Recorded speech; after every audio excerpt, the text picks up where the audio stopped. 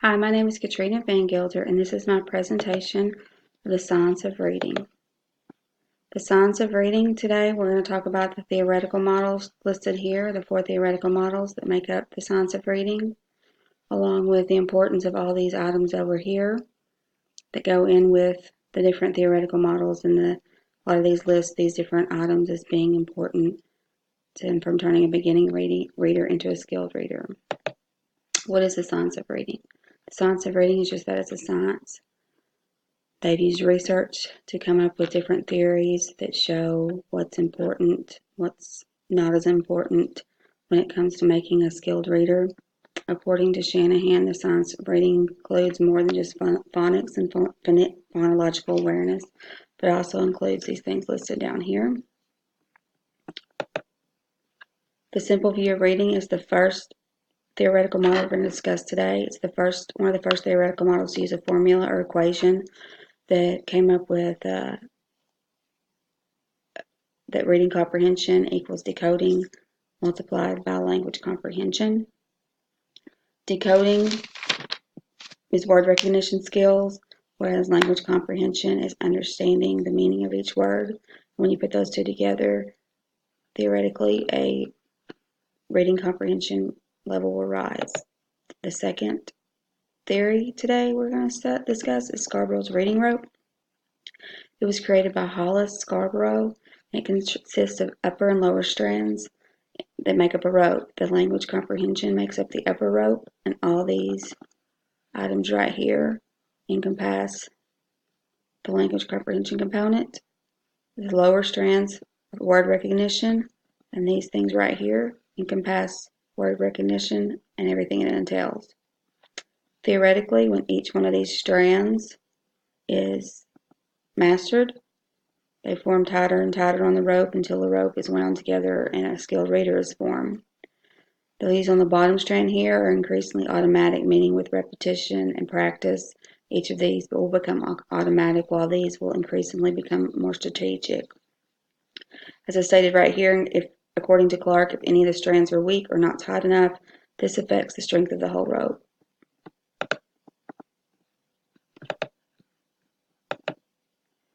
Next is the 4-pot processing model.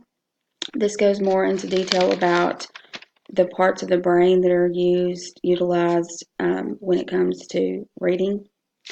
The orthographic processor right here, it processes letter recognition and letter pattern recognition along with the storage of printed word images, and it uses the lower back or optical part of the brain. The phonological processor here is speech sound awareness, and it comes from the back part of the frontal lobe of the brain. When a word is seen or spoken, it goes to the meaning processor, and if the meaning processor understands the meaning of that word, it doesn't go any farther. If it doesn't understand the meaning of the word, it goes up to the context processor, where it will take the words surrounding that word or the sentence surrounding that word to try to come up with the meaning of the word.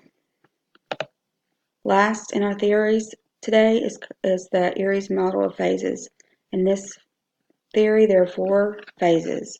The pre-alphabetic phase, which occurs whenever children are young and before they can identify any kind of letters. This is when they use picture books, and it's more visual than it is anything to do with letters or sounds. The next phase is the partial alphabetic phase, where readers start to identify certain sounds of letters, usually the beginning or ending sound, but they can't sound out a whole word yet. The full alphabetic phase is where a reader can form connections between letters and letter sounds, and they can identify sight words. They can start blending the different sounds together to make words. And this is, according to Beach, the most important phase out of the 4 phases.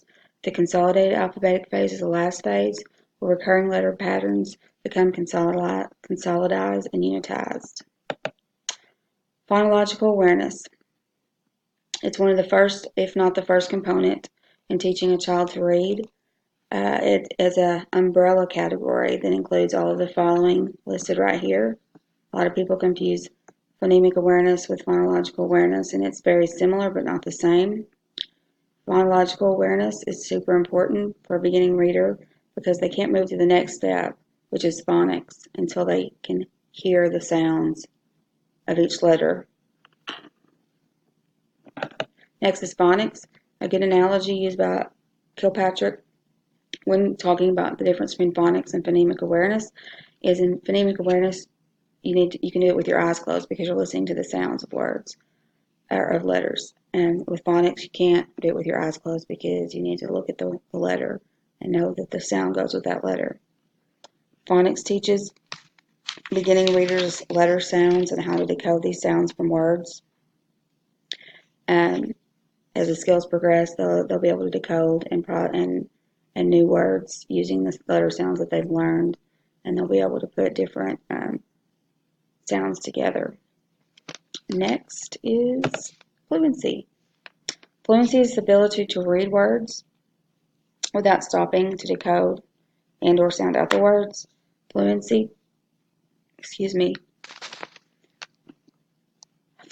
the reader can read a passage automatically without stopping, smoothly, and with expression. Fluent readers are able to use their brain to comprehend what they just read instead of using their brain to decode each individual word. Next is vocabulary. According to Reading Rockets here, there's 4 different types of vocabulary listed here. Vocabulary is extremely important when building a skilled reader because without it, a beginning reader that doesn't understand the meaning of a word, they're not going to ever be able to comprehend what they're reading. And even a skilled reader, as they go along, their vocabulary needs to increase as they increase in their reading levels so that as they read, they can also comprehend.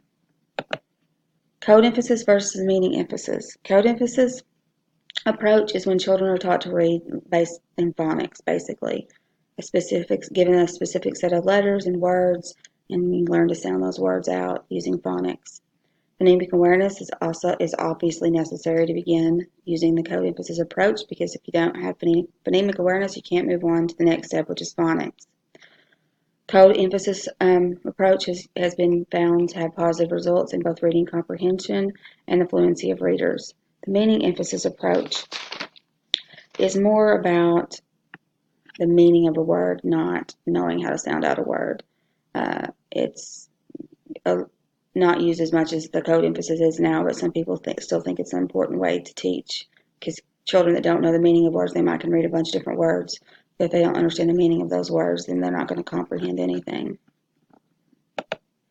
Orthographic mapping is extremely important as well because as children learn to read certain words and they start seeing patterns in those words, whether it be like my example here with a word ending in ing, the next word they come across that ends in ing, they'll be able to probably read it quickly without having to decode or sound out the individual sounds in that word. And it will turn their fluency, it'll increase the fluency of their reading. Conclusion, research shows that we're not born knowing how to read. The 4 methods theoretical methods that I presented today shows that research has been done that shows the importance of the steps that need to be taught to have a skilled or fluent reader born. Phonological awareness is the first and most important aspect beginning readers need to grasp before they can then put those letters and sounds together to form words. Phonics, vocabulary fluency, and orthographic mapping will then be used after phonological awareness has been grasped fully to turn a beginning reader into a skilled and very fluent reader. And the above in a nutshell is science of reasoning. Here are my list of references.